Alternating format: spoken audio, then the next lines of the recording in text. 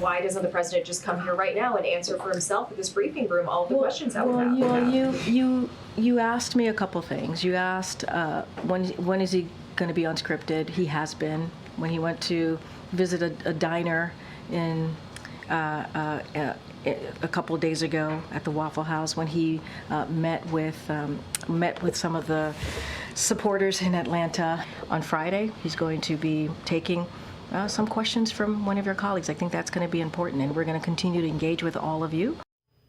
The White House looking to turn the page. President Biden is set to hold his very first television interview following last week's disastrous debate.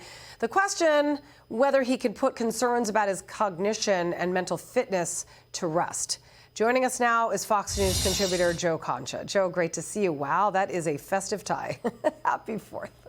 Thank you. That Happy 4th, the Julie Banderas, the rhetorical version of a New York fireworks display. So no other place I'd rather be. Same here, Joe. I love you. All right. So first, let's just start about what you make of this interview coming up. I mean, George Stephanopoulos is one of the most liberal journalists in television, and he has had some pretty biased things to say about Joe Biden and his mental cognitive ability. So how do you think this taped interview is going to go? It's not live. It's going to air Friday night, and I'm sure it'll be edited. Well, I broached this aspect, JB, with Bret Baier yesterday on this network, and the argument was that if you do a pre-taped interview that's edited, homogenized, packaged, that would do nothing to dispel the perception that our current president is mentally unfit, not just for the office of the presidency, but as a Walmart greeter or golf starter at this point. And unless the interview is live, the American public needs to witness in real time what Joe Biden's cognitive abilities are at this point. There is no other path for him unless he shows voters that he deserves to be in the highest office in the land for the next 4.5 years. And think about that for a moment. This, what we saw last Thursday night, and before that, quite frankly, for years, this is Joe Biden in his 80s. Could you imagine him at age 86 still as commander-in-chief? And by the way, many people in this business keep overlooking this rather crucial aspect. Can he defend his record as it pertains to the economy, inflation, crime, illegal immigration, border security, foreign policy? Can he defend his stance on cultural issues, such as his party's support that biological men should be able to compete against biological women in sports, or that kids as young as first grade should be taught about gender identification and sexual orientation in public schools? George Stephanopoulos needs to broach all of these issues, and my prediction is that it probably isn't going to happen for the most part. And President Biden, without a teleprompter, without scripted remarks, is he going to be the meandering mess that we saw last week, or will he be somebody that Americans can trust to do the job moving forward through 2028, 2029? Right. Julie. Cognitive decline, as I have spoken about quite a bit this week, does not happen overnight. It does happen over a period of time. This has been going downhill since the president took office. The reason why, and at the very beginning, we all used to say, oh, Trump used to hold these news conferences on the regular and talk off the top of his head, where Biden does not do that. There is a cover-up. There's a major cover-up in this White House, and all those are surrounding Joe Biden to cover up his cognitive decline. So that's why America was so shocked when they watched his disastrous debate performance. But that's the real Joe Biden that America has not seen yet. And unfortunately, during a taped interview with George Stephanopoulos, we still are not going to see the real Joe Biden. And we hear from the White House, Julie, that, oh, no, actually, he had a cold.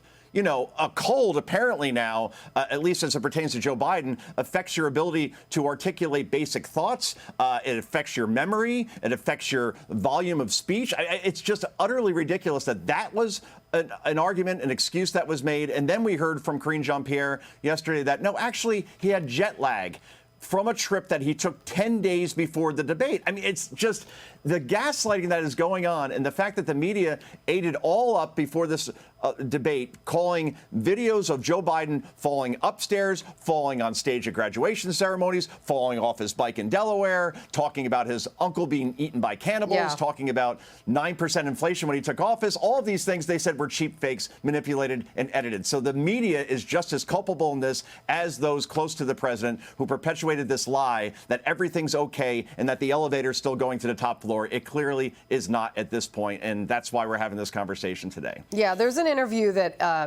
happened last year between Nikki Haley and George Stephanopoulos, and it did not rub him well. Okay, he was not happy about it. Basically, when she was like, "Oh no, Biden is not going to finish out his term," and so now she's coming back and saying, "George Stephanopoulos, you got something to say about that?" Let's watch this. Well, first of all, a vote for Joe Biden is a vote for Kamala Harris. You know that, and I know that. There is no way that Joe Biden's going to finish his term. I think Kamala Harris is going to be the next president, and that should send a chill up every American's spine. But I also think the fact that we have a primary. Excuse me, 1 second, Ambassador. How do you know that Joe Biden's not going to finish his term? What is that based on? Ask Americans, do you think he's going to finish his term?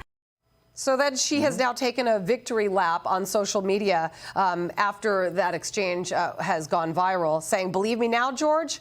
I don't know. I think Nikki Haley might have predicted the future. And it's not to say that he's not going to finish out his term, but whether he steps aside is a different question.